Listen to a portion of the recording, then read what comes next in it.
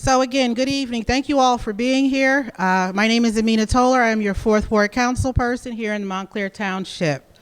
I want to thank everyone for being here this evening. We have a lot of information to share with you tonight. At the end of the presentations, there will be a small meet and greet, but I think some people have already met and greeted our guest this evening, or my guest, I should say, the Newark Mayor, Ross Barack, this evening. He's in the back. Additionally, we have the Montclair Public Library here in the back room. We also have Tommy Woods from State Farm Insurance, a local business here in town. We have our Assemblywoman Colanzo Gill with us this evening, so I just wanted to recognize you. The presentation that I have tonight is just an informational one. After me, there will be 2 other presentations this evening, one from the Montclair Fire Department Fire Chief, Chief Duncan, regarding some data regarding Station 3.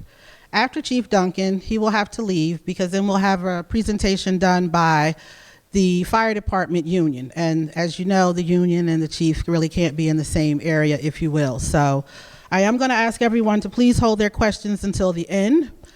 And additionally, this Saturday, I'm hosting a Township Emergency Preparedness Town Hall. This will be a 3-part series. Each session is free and open to the community. We encourage you to attend all or all 3 of the events.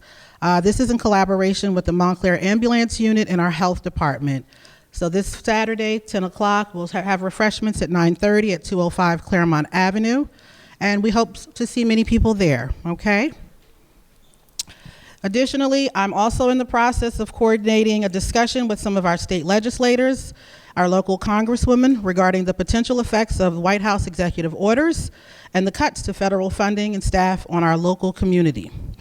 Please stay tuned for more information about this upcoming event. And additionally, to the residents and the businesses here, if you know of any workshops or presentations that you believe our town should be hosting, please feel free to reach out to me via email and I will try and get that done for you. Again, I'm asking that you please hold all of your questions until the end. Okay, Tony. So council meetings. These are the upcoming council meeting dates that we have on the calendar.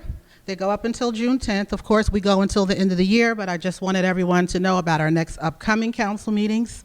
I'm urging residents to make every effort to attend our meetings and stay abreast of what's going on in our township and your tax dollars. Additionally, as a council person, please remember I am one vote and one voice. I often tell residents that if they don't see you, they don't hear me. I'm going to say that again. If they don't see you, they don't hear me. Your attendance is imperative in helping me to get work done for our ward. Next slide. If you have a chance, you can take a picture if you need to. It's also posted on the township website for our upcoming meetings. We're happy to announce that we have unanimously voted and decided to appoint Mr. Stephen D. Marks as our new township manager. He will begin his position with us on April 1st, 2025. We're thrilled to have Mr. Marks and the Montclair Township family. He brings a wealth of valuable experience in finance, stormwater management, planning, and many other essential experiences and skills necessary for leading our township. Currently, he serves as the Township Administrator for Kearney, New Jersey, and we are very excited to have him join us. Next one. Next, you guys signed in today, and you've signed in the past. I have an email database that I use, which is called Constant Contact. When you signed in today, if you don't wish to be on that email database, please let me know, and I will remove your name. Additionally, if you all already signed up and aren't getting them, please check your spam because that's usually where it lands. You can also follow me on social media. I have a Facebook page and an Instagram page if you want to stay up to date more rapidly than email. You definitely can follow me on social media. I post all day long. Next one. I wanted to share some upcoming town-wide events with you that I believe, we should try to participate in. Tomorrow, they're going to have a Black comic author and comic book event at Nishawane School that is free for children and parents. They're serving, I think, pizza dinners there at Nishawane. Tomorrow evening as well at 5 o'clock, this will be Montclair's first Crescent Light ceremony in regards to the Ramadan holiday. And that will start at 5 p.m. at the Wellmont Plaza right here on Bloomfield Avenue. As I mentioned earlier, Saturday, March 1st will be the Emergency Preparedness, a 3-part series. The first part starts at 10 a.m. this Saturday. And for those of you that will be participating in the Dr. Martin Luther King Jr. Scholarship Breakfast, as you know, it had to be rescheduled due to the inclement weather. The new date is now March 15th, and the new time is 9:30 a.m. at the George Ennis Annex Building. I'm hoping that we can see many people at one or many of all of these events, if not. Thank you. The township, I'm really excited about this here. I've been working with our economic development coordinator, a young man by the name of Daniel White at 205 Claremont. I realized that many of our businesses here in town are not in the Montclair Center bid area. I've been working with Daniel for about a month and a half now. We now have a township directory for businesses, so if you are a business or know of a business, please visit our website and register.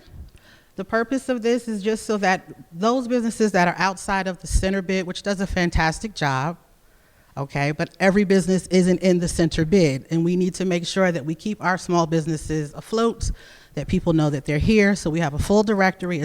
It's live, and it's on our township website. So I encourage you to visit our directory, our website, to check out the directory. I'm really happy about this directory. It took a little time, but we got it done, and it covers businesses from the south end all the way up to Upper Montclair that are not within the center bid. Next slide. We have some township committees and commissions. First of all, I just want to extend my gratitude to everyone who has submitted a volunteer interest form thus far. This chart here shows you that we still have numerous openings for those interested in joining a committee or a commission. We encourage you to visit our website, put in for a volunteer interest form, fill out the application, and hit submit. We need residents to be part of these advisory committees. We can't do it all by ourselves. As you can see, the Arts Advisory Committee, we're going to hopefully change that over to Cultural Arts Advisory Committee in the very near future, because we're such a diverse town with many cultures that we felt the word cultural needs to be in front of it. As you can see, the vacancies we still have available and the number of seats that are available, and those are for our committees. If you want to take a picture, you can, so you can know which ones are still available. We're going to hold our questions to the end, Ms. Gale. Thank you. Next slide. Again, township commissions. These are the same thing, volunteer opportunities. You can see the vacancies and how many seats are still available. I encourage every resident to please, if you have the skill set, if you have the time, if you think you're interested in being a part of the community and helping the township along, we highly recommend that you please put in an application and bring your own chair to the table. That's the only way we're going to get some work done. Thank you. The next slide. We have some job openings. Let your family and friends know that we have some positions open at 205. They're listed here. Again, you can apply online. And let's see what happens. We have a new HR director, Ms. Dawkins. She's been with us about 2 years. She's very nice. These are the current job openings, and I think they're open till the end of March. So if you know people that might be looking, again, have them visit our website. These are the current openings. Next slide. The township has launched a new email newsletter. We're excited. If you are interested in joining or receiving our newsletter, again, everything is on our township website. We have a new communications director. He's wonderful. He's got a lot of energy, a lot of great ideas, so he's helping us to make sure that we're reaching residents in a better way than we have in the past. So you can sign up, you can send us an email, you can use that link if you want to sign up to get our township emails, and they come out every month. If you have some information that you want to share and post, that community event, you can also email that in as well, and it will be posted in the newsletter. Thank you. Next slide is stormwater. I know that we've had some flooding here, and on our township website, we have this interactive map. I tried to get a good picture, but it's not the best. I encourage residents to please log on. Type in your address and see if your street is in a floodplain area, wetlands, etc. We have an ordinance in place for stormwater management. We're working on it, and we're working on it from a pollution standpoint, because we know that if our waterways are polluted, then our water is polluted. So again, you can visit the website, type in your address, see if your area is likely to flood. Okay, but we are working on it. Just give us some time. There's a whole committee assigned to doing that. And if you have any questions, like I said, just hold them to the end and I'll try and answer all of them for you. Our Office of Sustainability is offering native plant landscaping consults. These are free. It's about a $200 value. If you're interested, hit the next slide for me, Tony. This is the person you would contact if you're interested in having this free consult done in your yard. I think it's a great way to control water. It's good for the environment, things of that nature. So it's a nice gift that we were able to get some grant money for and offer to residents. And this type of project is open to all residents, not just the 4th Ward. It's open to everyone. If you need to report something, Report It is a citizen request management app that enables us to improve citizen service, increase efficiency and effectiveness. If you see a pothole that needs fixing, if you download the app to your mobile phone, you can report it right there. I know sometimes residents aren't sure who to call, where to call, what the number is. This is a free app. There are no charges for downloading or using it. So please take advantage of the Report It app. Okay, overnight parking. Anybody want to talk about that?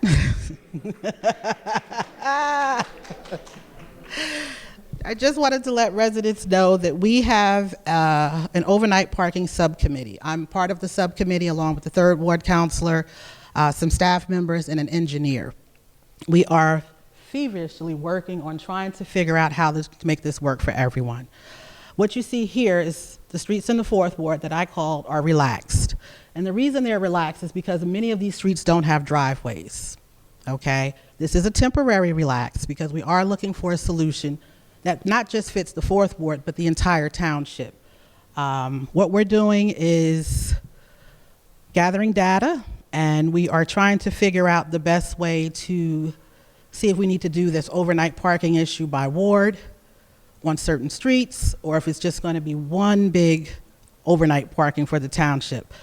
What we've done thus far is we've pinpointed streets that could potentially be included in what we're calling the overnight parking ordinance by examining the overnight parking ticket data for the 3 months. And some streets get more tickets than other streets. We realize this. We're also looking at how far streets addresses are to the municipal parking lot. Some are too far. I know many of the residents in the 4th Ward, this is our deck. That's really far. If you're over there, say on Pleasant Avenue or Granada, this deck isn't going to work for you. We're looking at zoning, we're looking at multifamily properties.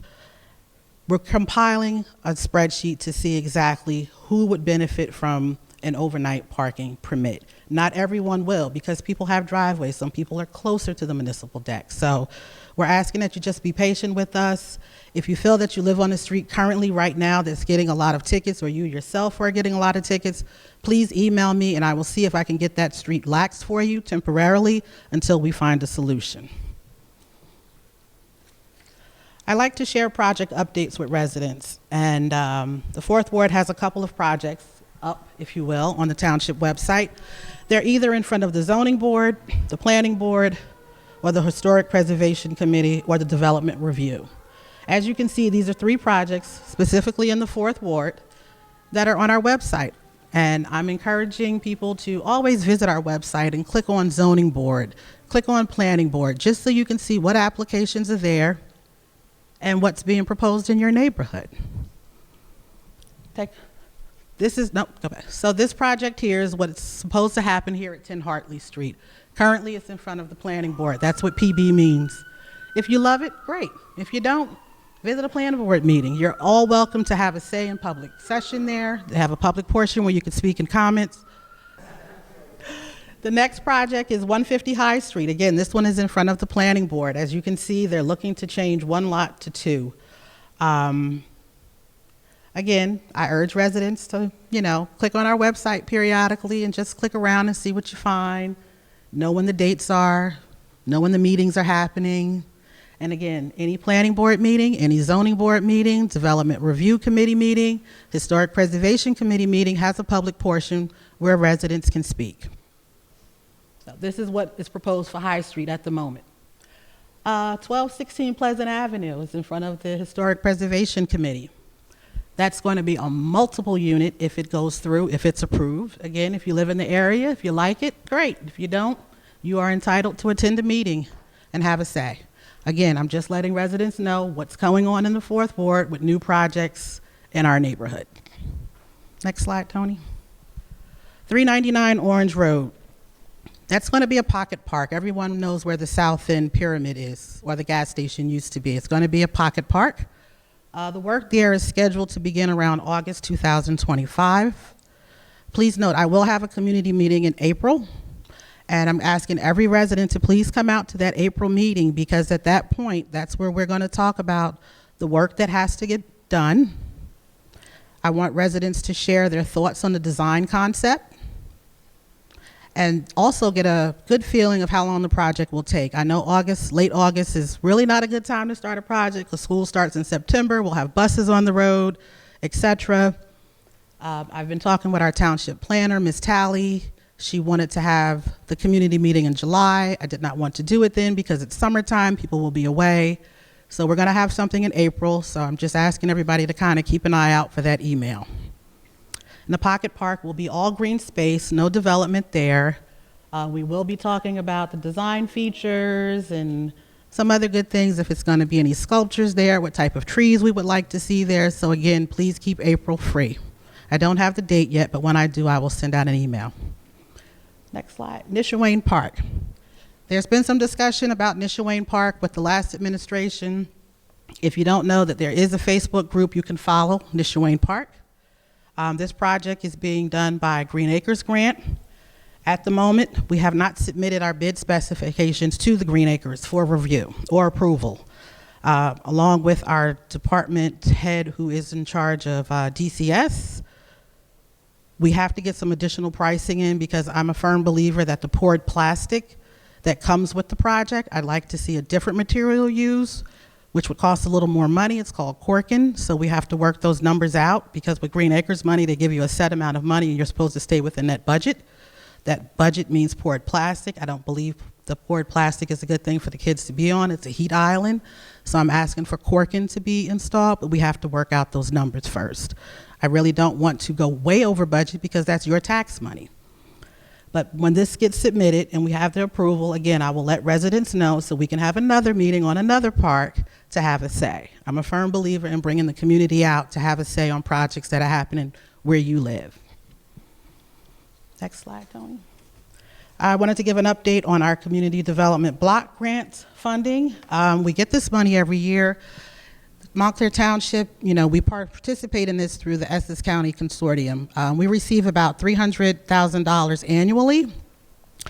The funds come from the U.S. Department of Housing and Urban Development, and they're always allocated to areas that have low and moderate income housing, which is the fourth ward, and a small portion of the third ward.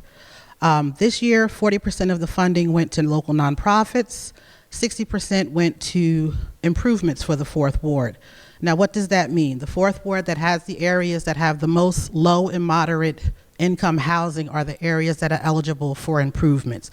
It doesn't mean I can take the funds and, let's say, do Christopher Street over, because that is not considered a low and moderate income area. So there's very specific areas. As you can see, the yellow is where the low and moderate income housing, those funds can be used.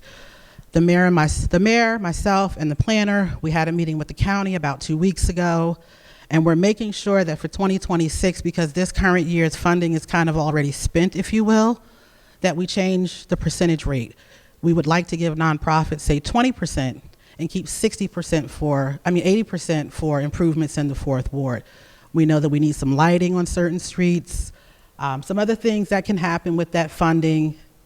We would desperately need to use it. In my opinion, I feel like the fourth ward's been a little overlooked in certain areas, and if we can change that percentage for 2026, we can do a lot more work.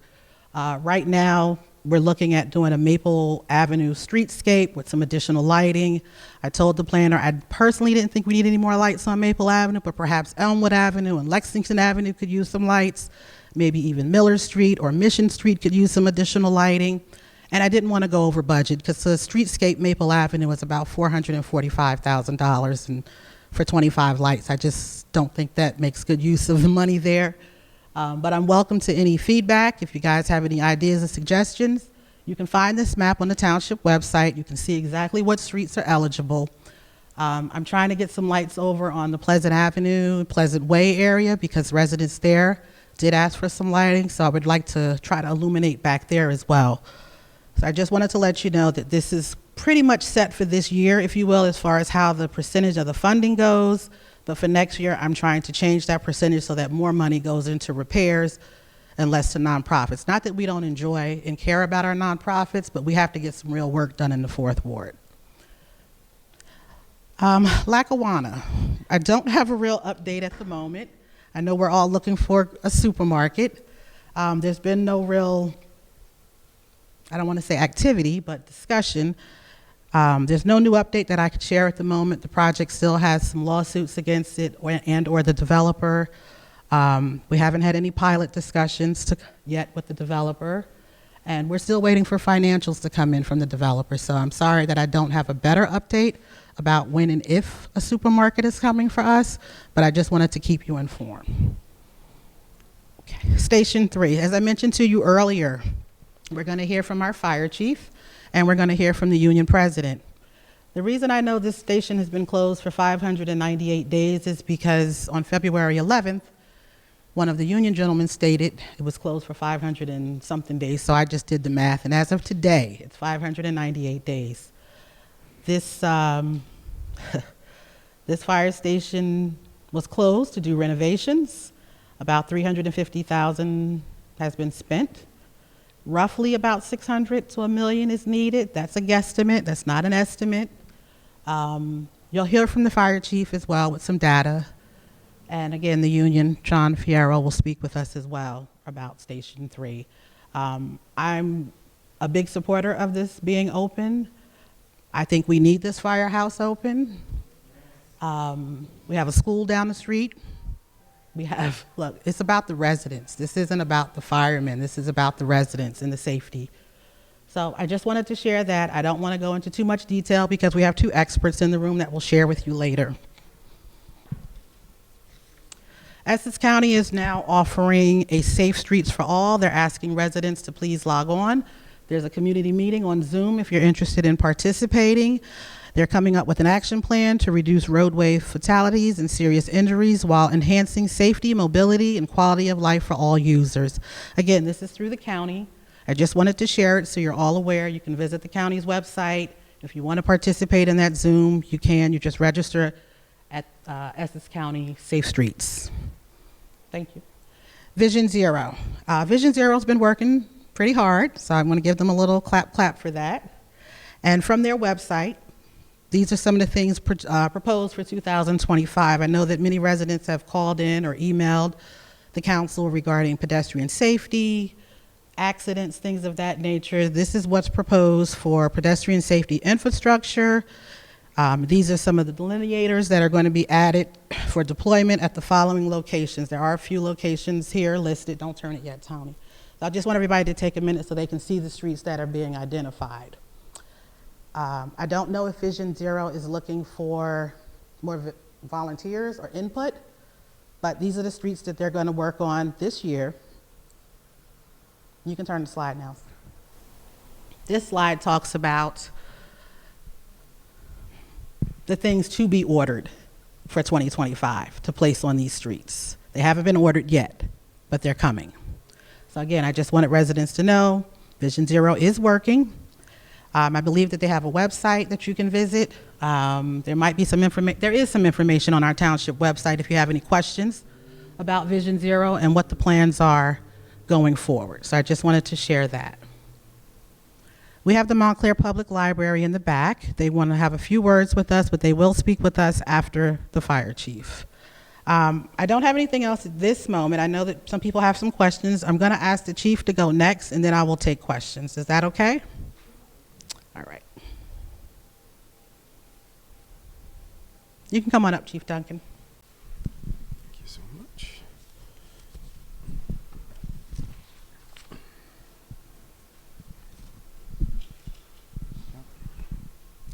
Good evening, everyone. My name is Rob Duncan. I'm the fire chief of the Montclair Fire Department. With me, we have our deputy chief, Michael Leza.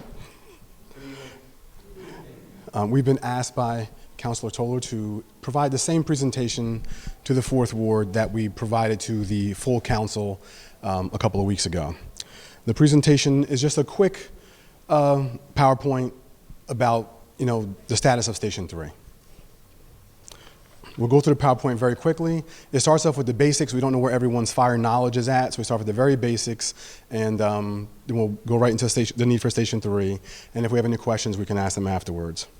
So how does the fire department operates? This is an engine company. It carries water and hose. The primary function is fire extinguishment. Equipped with extrication tools, there's a minimum staffing on this apparatus of 1 officer and 2 firefighters. This is a truck company. This is the one with the 105-foot ladder on top of the apparatus. It carries ground ladders and an array of tools for rescues. The primary function is to search and remove victims from a fire. The minimum staffing on this apparatus is 1 officer and 2 firefighters. We have 1 battalion chief each shift. They act as a tour commander, and they serve as an incident commander for all types of incidents. They are the leader of the assigned shift, and they're responsible for overseeing the day-to-day activities. This is a diagram that depicts the minimum staffing of our fire department. There are times when the number of firefighters that we have gets debated, and I think that people think that when we say we're budgeted to 77, they think that we have 77 firefighters on duty at all times. That is not the case. Our minimum staffing is 16.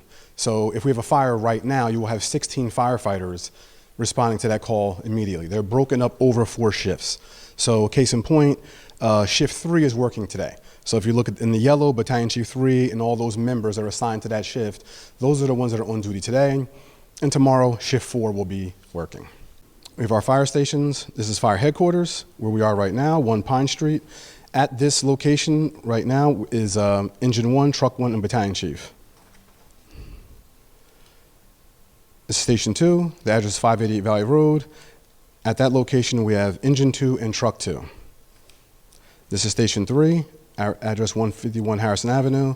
That is where Engine 3 is traditionally stationed. It was built in 1904. It was originally housed a horse-drawn carriage. Over the years, the building has deteriorated and suffered due to weight of modern fire apparatus and a lack of capital investment. The status of the project at Station 3. The building was closed in July 2023 for structural repairs. Engine 3 was relocated to headquarters, this location. $500,000 was allocated originally for the structural repairs. The structural repairs were completed in 2024. Those repairs were to essentially shore up the structure to support modern fire apparatus. The project came in under budget, and there's $173,000 left in that account. The structural repairs left the building uninhabitable. The estimated cost to finish building Station 3 is in the mid-6s to the low millions. This estimate came from, it wasn't something that we came up, it was something that came up from the architect who drew up the plans. And the range is just a guesstimate based on, they have no idea what kind of materials that we will choose, for this or for that, or how much, say, a generator costs. It could be high, low. It also depends. It's a projection because they don't know when this work is going to happen. So the further you go out, obviously we know inflation's pretty bad, the more you're going to pay. So that was just their projection of an estimate and range. The completed project would ensure the health and safety of the firefighters, create separation of contaminated spaces where the apparatus and equipment are stored from the living spaces. We would make the building as energy efficient as possible. There's $173,000 left in the account. The sole cost of finishing the project is the cost of the construction to make the building habitable. There are no additional personnel costs associated with completing this building. Engine 3 is currently staffed. This is simply an investment to improve the existing township infrastructure.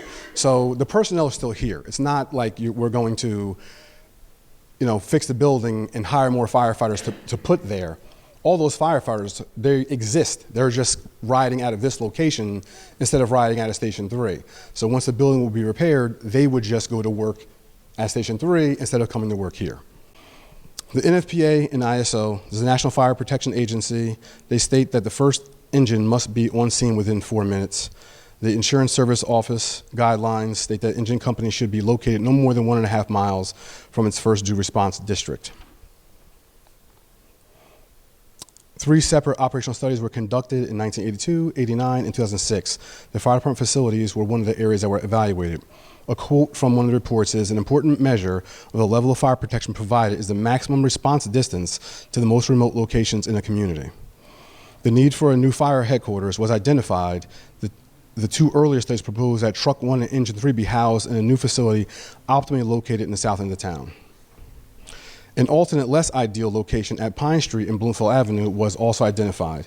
In 2004, the current fire headquarters housing Truck 1 and Engine 1 was opened. The 3 studies conducted over a 24-year period are in consensus that it is essential to have a fire station located in the south end of town.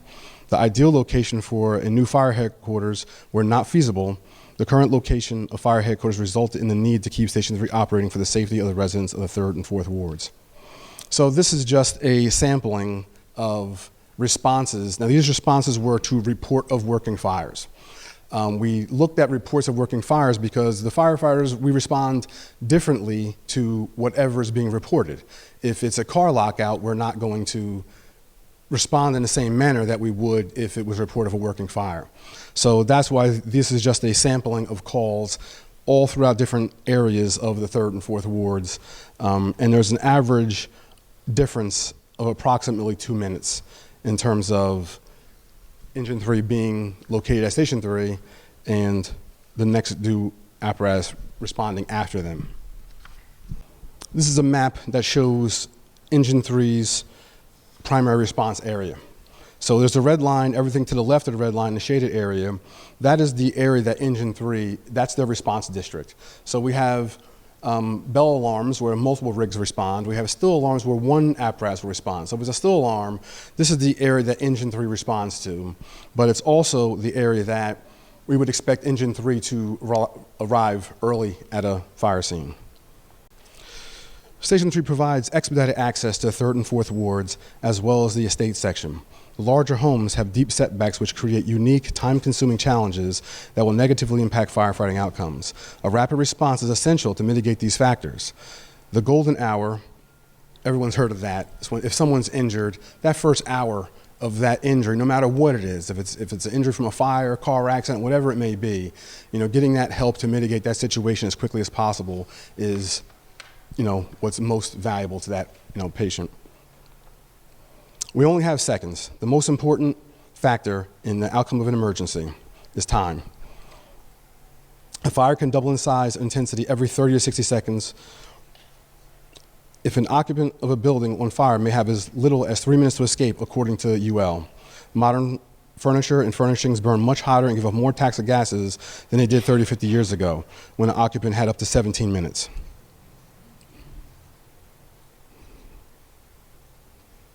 So that is the presentation.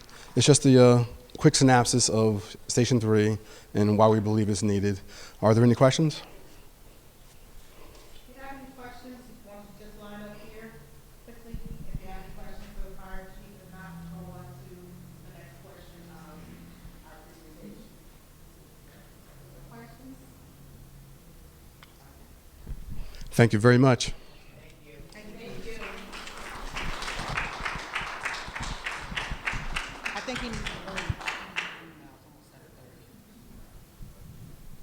Thank you, Chief. And, I think with the fire department or the Station 3, I think sometimes people feel like it's in the 4th ward. It is, but it serves the 3rd and the 4th ward, and people need to be reminded of that. It's not a 4th ward firehouse. It's a house that serves the 3rd and the 4th ward. So just wanted to make sure people were clear on that. Next up, you ready? You gonna introduce yourself? All right. Good evening, everybody. My name is John Fierro. I'm the FMBA president of the Local 20 for Montclair Fire Department. I've been a firefighter, promoted to lieutenant, and now serving captain at the fire department for a little over 20 years. I'm here to help answer any just questions that you might have that you might not feel comfortable asking some of the chiefs or anybody in the town administration. I'm more here as a friend of everybody to let you know that Station 3 has been there for over 122 years, okay? It was built in 1902. So when you hear, yeah, the horses were there and then they moved out and the fire engines came in and why does it need help? Why does it need to be repaired? 50, 60 years ago, they did the structural integrity of the building to support the fire trucks. And it just needed an updating with some of the steel and some of the concrete work. But the skeleton of the building, it just needed more cosmetics and some sort of structural integrity, which has been completed. That's where that money was allocated for, and all that building has been done. So it is ready to go. It just needs furnishings and fittings, right? So it needs furniture, it needs sheetrock, it needs a kitchen, it needs a bathroom, it needs things of that such, it needs new electrical. But again, it served this town well. And the first study that was commissioned about that firehouse was back in like 1982. And then after that, they did architectural renderings about it. So the town back then in the 80s knew that the building needed to be upgraded and there needed to be some things done to it. And you know, we're firefighters. We're not complainers. We work with what we have. That's what we do. When we show up, we handle the emergency, we mitigate the situation, and then we move on from there. And we really don't ask for a lot of things. So that's kind of where we at. And the prior council and mayor had a plan, and money was allocated, budgets came and went, and money is sitting in the coffers, over $200,000. So, you know, we are looking to get it built back better, so it can serve the next 120 years of the community. And really, that's basically the whole of Station 3. So with that, are there any questions that I can answer about Station 3 and the fire, or the fire department in general? I'm here for anything you want. Yes. I have a question. Sure. I live right down the street from the firehouse. In fact, I grew up. Use the mic, Ms. Mack, please. Oh, you mind? Oh, I was going to say I'm using my you teacher voice. go Okay. ahead. And I was saying that the firehouse is very special to me. I grew up in Montclair, Nishawane School. We used to go there as a kid. You know, we would have field trips there. And I wanted to know, why isn't this, because I looked it up, it's not on the National Historical Register. Why is that? That would be more of a township question. I don't particularly have that answer. Because I'm thinking that if it were, then there would be, it wouldn't be a lot of problems in not getting and not having it stay there and having the renovations done. I think our Vice President. How are you, folks? Tim McLaughlin, Vice President, Montclair Local 20. The reason why I stand over here is because I wanted to help John be able to answer any questions that could not be answered. To answer your question, we've done the same research from within our organization to find out about that information. We did find that it is listed as a nationally recognized Victorian structure, but it is not, in fact, in the historical registry for historical buildings.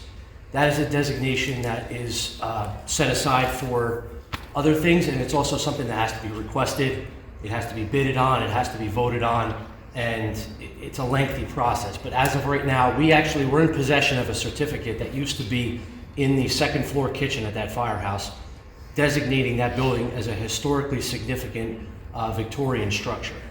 It's actually down, I believe we secured it somewhere here when the building went in for renovation. So to answer your question, it is recognized, but it is not historically registered. Thank you. Yes, please. Hi, my name is Catherine Nicholas, and I live across the street in Muse. I'd like to know, do you have a projected date for the renovation to begin again at this firehouse on Harrison Avenue? So that's a township question. We're currently reviewing our budget this year. I don't know if Station 3 is on the table because I do not sit on the Finance Committee. I'm hopeful that the Finance Committee is going to be discussing Station 3 in the very near future. But right now, for your question, that answer lies on our shoulders. And we as a council have to have a discussion about the funding that's needed to open Station 3. I'm a supporter of Station 3. I think we can find the money if we need to open Station 3. But as I stated, I'm one vote, one voice. Okay? If they don't see you, they don't hear me. Upon getting the money allocated, it would take about 8 to 10 months for completion of the construction that's there. So we're there. It's not like it would be a years out project. It's not like a 3 to 5 year build. if that helps. Any other questions? Anyone? Did you have your hand up? No. Any other questions?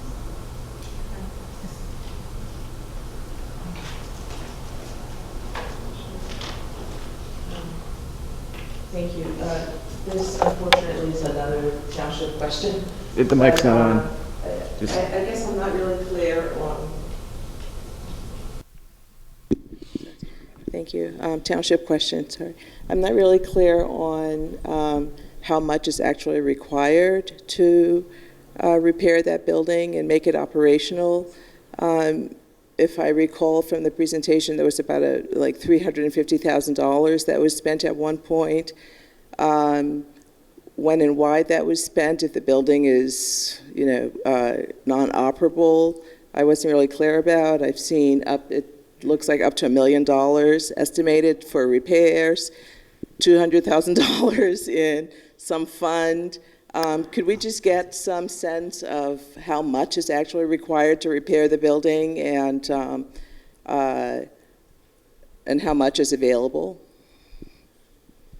I can answer that question. So with all the slides, there's been a little confusion in some of the estimates. So if we start from the beginning, there was $500,000 allocated for the construction process. About $300,000 was already spent. So it leaves about $200,000 left over in the remaining budgets of the townships allocated for that $500,000 in capital. With that, early estimates came in from anywhere from $600,000 to $1 million to finish it. However, you already have the $200,000 allocated that's sitting somewhere in the coffers. So realistically, it's about a $400,000 to $550,000 build out, which is be additional requested funds. The $1 million is the total project over everything, but it was pieced along the way. That's how we got to that whole number. But it'll never even hit $1 million. It'll probably be somewhere in the mid-8s when it's all said and done. It's just very challenging as a resident to understand how the budgeting process happens. Right. How we appropriate funds for something piecemeal, and we end up with a building that can't be used. Money has been spent on it. It's not usable, and another significant investment is needed. I mean, clearly there's a need for the station to be operable, but the process of funding it and the clarity on how much is actually needed seems to be in question for me. Right. Understood. And again, this process started 2+ years ago under a different council and mayor. So we're working through all that, trying to get it to where it needs to go. And we're getting a targeted estimate now. Currently, we are trying to zero in on that number to get within a 5% range margin of error. So it's not something that's such a wide, vast range for people.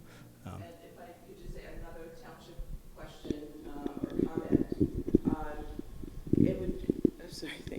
It would really be helpful to understand what the infrastructure needs are for the township overall, and how much money we need to spend where, how much we have on hand, and how much we have to acquire additionally. It really is, I think, a significant issue for the township, and I'm hoping that this council can really create both a process and some transparency on how we spend and what we spend, but also proactively put together a capital plan that we are all informed about. Thank you.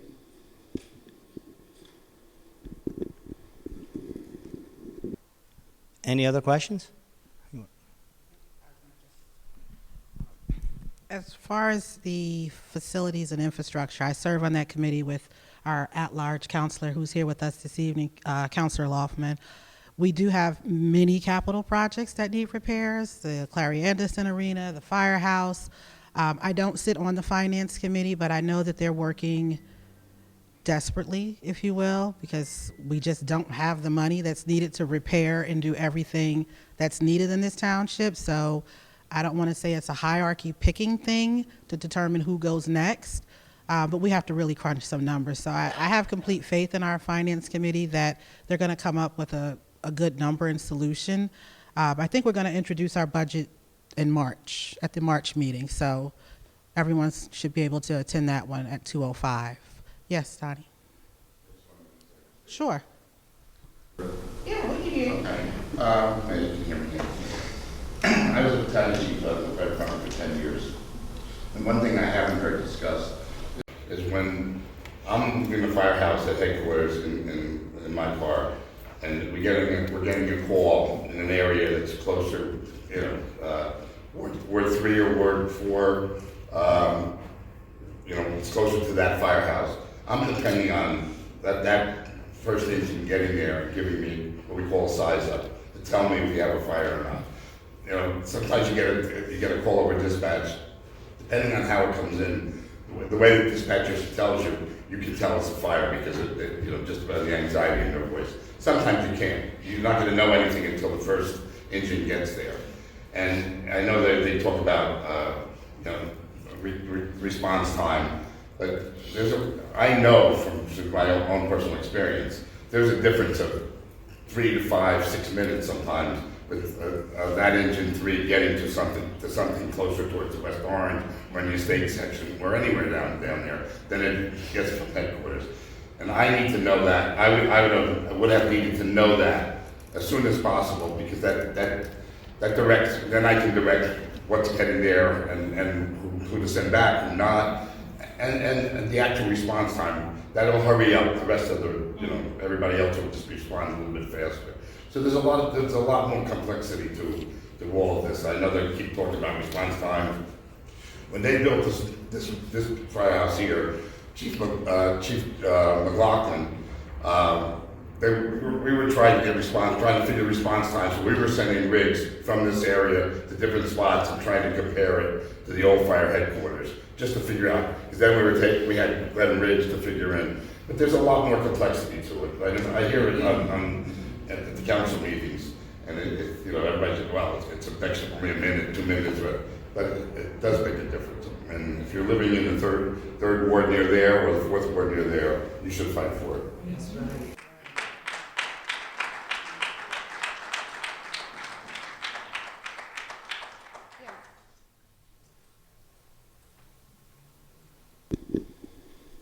Hi, how you doing? Thank you.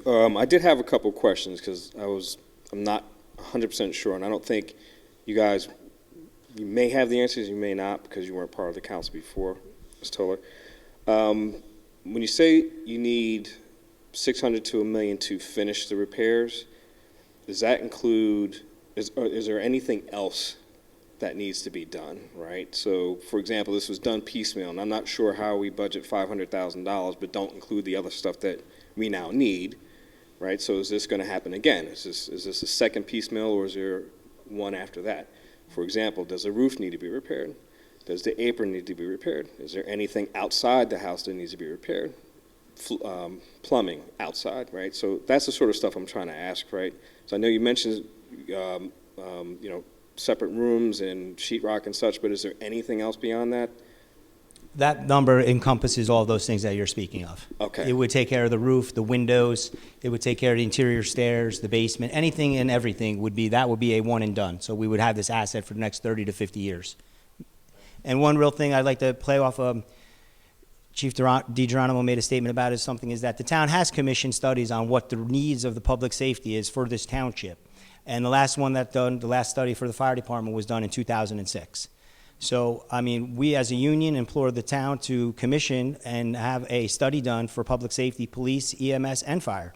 I mean, it's money well spent. We have these committees and these conversations and stuff, but if we do turn to the professionals and we listen to their studies and suggestions, I don't think it's a bad starting off point. So it could be very well beneficial for the long term of this township for pushing things forward in the right direction for everybody that we have here. And then one other thing onto the buildings and grounds is, like you spoke of, we are firemen and we are here 24/7, 365, and we do maintain these buildings. With the exception of this common area and this common room, which cleaning service comes in with, which the town commissions, all these buildings, the grounds, the landscaping, the snow plowing, the power washing, the cleaning, the changing of the light bulbs, all of that duties comes within our own 24-hour shift in our scheduled chore maintenances. It's logged into the computer, and we have scheduled services that we need to do every day of the week, Monday through Sunday. So let's say Saturday we clean apparatus floors, Mondays we do the windows, Tuesdays we do deep clean kitchens and stuff like that. That is all earmarked out, and as a community, as a department, we come together and take all of that. So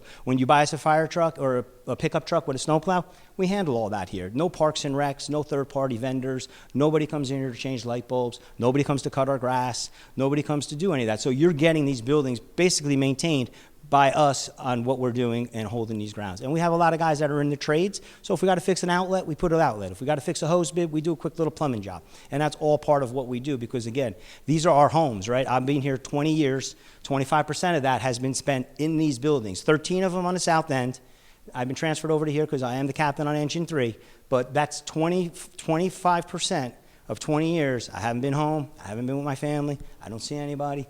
When you come here in the morning, you do not leave. Like, there is no ifs, ands, or buts about it. So just wanted to let you know, like, the fabric of what makes up the men and women of this department who I represent, I hold very near and dearly to my heart. That's why I'm out here 4, 5, 6 nights a week campaigning and for those people. Okay? I want to say one more thing. Sure, Chief. When I was there in the 80s, we had a nice garden around the phone booth. John had a much better garden. Beautiful. Thank you. Thank you. Any other questions for John? Yes, please. Yes, does Glenwood share, our fire department, is there shared, responsibility? Yeah, the way, just so you real quick, for the Glen Ridge, because it always seems to be a hot topic of conversation with many people, and I'm here to help try to, like, any questions, I'm going to answer the way I know to answer them, and some people in the room might help me out with them. 35 years ago, Glen Ridge was an 8-person department, so they had 2 people working every day. When they had a fire in Glen Ridge, they would call Bloomfield and Montclair to come and help save the day. It was like a call, the mutual aid response, and that's so at some point in time, the town's administrators had gotten together, and Montclair was at the forefront of it, and they ended up taking over the Glen Ridge Fire Service contract. It's not a shared service. It's no different than if Glen Ridge was calling somebody to snowplow their streets or pick up their recyclables. They pay us $970,000, and it goes up $85,000 a year for the next 10 years. So that's the number that we're at. I think we're at $977 right now. Next year it goes up $80,000, $80,000, $80,000 for the next 8 years with a 10-year renewal. So people say the number's high, the number's low. The number used to be $300,000. The number used to be free, right? Because we would go for free back in the 70s and 80s. But when Glen Ridge disbanded, the fire department didn't increase any personnel or apparatus or administration. We just absorbed them, and they give us a check once a year, and we provide that service for them. That's pretty much the meat and potato, the water cooler conversation of how it works. Could we have gotten more money? We could have, but it was also a closed bid, so if anybody knows municipal bidding, you get papers, they come in envelopes, everybody opens them up at the table, and you take the lowest bid. So if you're not the lowest bid, you get nothing. So it was negotiated. We had the administrators three years ago. Nobody on his council, not even our chief administrator officers, were involved in any of that. It's done by the town manager of Montclair and the town manager of Glen Ridge. So there's no impact from us. We just do the work, but we don't get any of that money. It goes into the general fund, and then the town council spreads it out accordingly. So it doesn't come into my bottom line. So if my budget's $15 million, they don't give me $1 million credit because I'm doing the work. It goes into the town coffers. They spread it as they see accordingly. Yes, please. I don't know if I'm correct in this, but I think everybody should remember that all of this happened under Spiller, and there was possibility to have gotten a lot more money for Glen Ridge Shared Services. And I hope everybody remembers that when they go to vote for governor.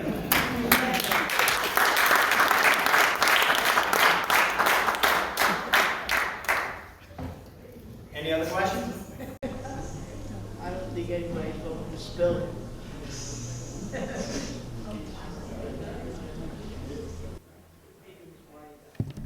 All right, thank you, John, so very much. So now I'll take questions from my presentation if anybody has any. Is he ready or no? While we're waiting, I'm just going to ask Tommy Woods to come up and introduce himself since he's here this evening while we wait. So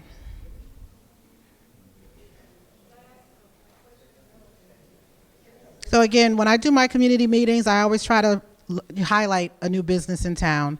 And Tommy Woods is one of our new businesses in Upper Montclair at Valley Road, State Farm Agency. So he's just here to say hello, let you know he's here, and I'll let you speak. Thank you, everyone.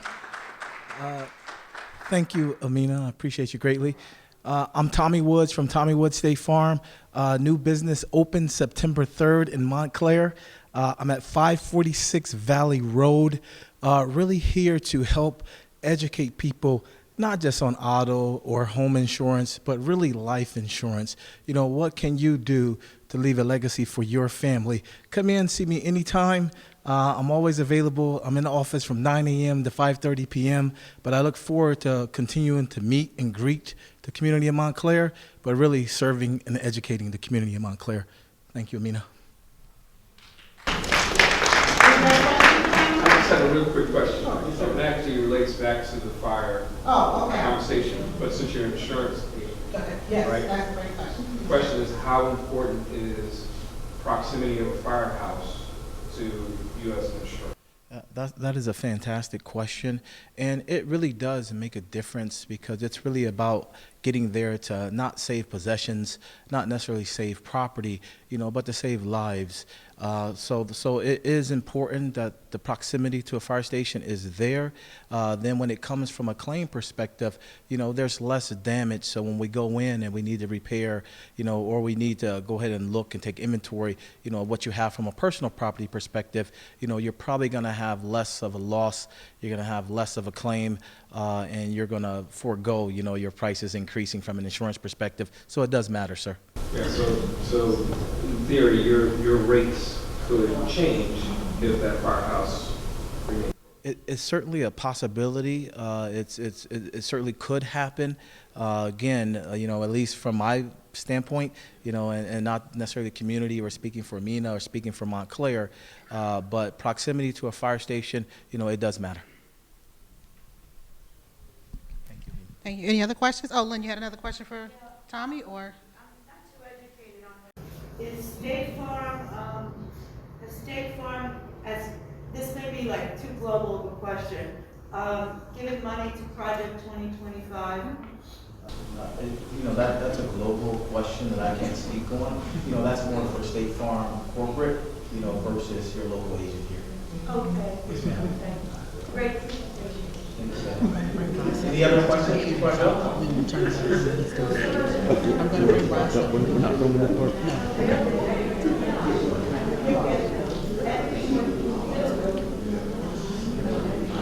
All right, so, yes, you have a question?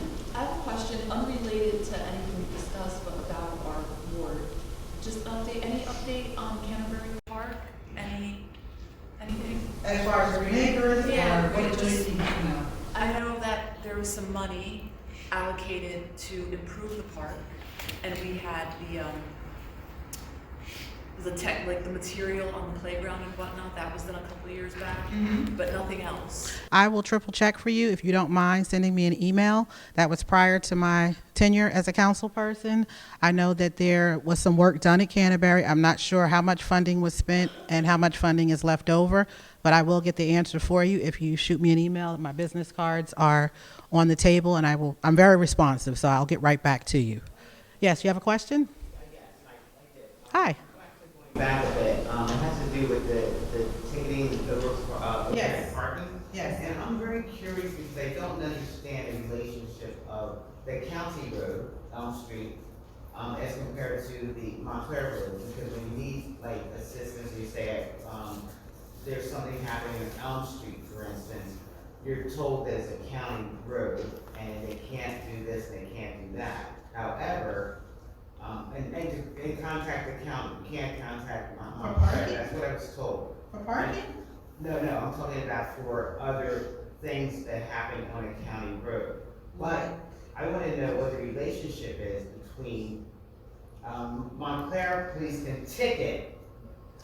What is that relationship? But it's a county road, but they're allowed to ticket, for instance, when it was just a dusting, and I'll never forget this, 4 years ago, I was parked on Elm Street, and they were giving out $100 tickets, and it was just a dusting. And the ordinance said snow-covered road. I took pictures, went to court, and the judge said, this is ridiculous, and threw it out. However, people probably just ignored their $100 tickets and absorbed that, but that's a county road, so they wanted to know, I had to go to Montclair. What is that? I'm not 100% certain, but I will find out for you ASAP and get back to you. You're saying Montclair Police gave you a ticket?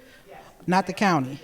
For instance, like the street cleaning. I mean, we had a house in East Orange, and they were sweeping the streets all the time. Come to Montclair, they don't sweep. There's no truck sweeping anywhere that I've seen. And I've been here for, 10 years or 12 years in this area, but in the whole area, 22 years.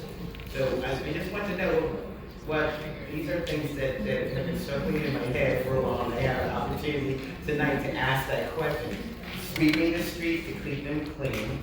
As it's a county road, who's responsible for that? Do we have to see the trash build up when people are going down the county road and throwing stuff, but there's no sweeping? Just small things like that. It makes the area look like it's cared for or not cared for. Okay, I appreciate that, and I will check with several people at 205. I will email everyone these answers that are asked, the questions that are asked of me tonight. If you signed up to be on my email database, you will get the answers as well. So that's the best way to do that. Just for a moment, we're going to stop the Q&A for me because of time, and then I'll come back to me. And I want to do an introduction so that we can have a speech, and we're going to go off camera for a moment. Thank you, Mayor. And again, just so you know, he's opened a headquarters here in the 4th Ward in the South End. Feel free to stop by. I think the hours there are Monday through Saturday, 10 to 7. So today was his grand opening, and he stopped by to say hello to us here. So I appreciate you, Mayor, for being here and sharing the word with us. Thank you.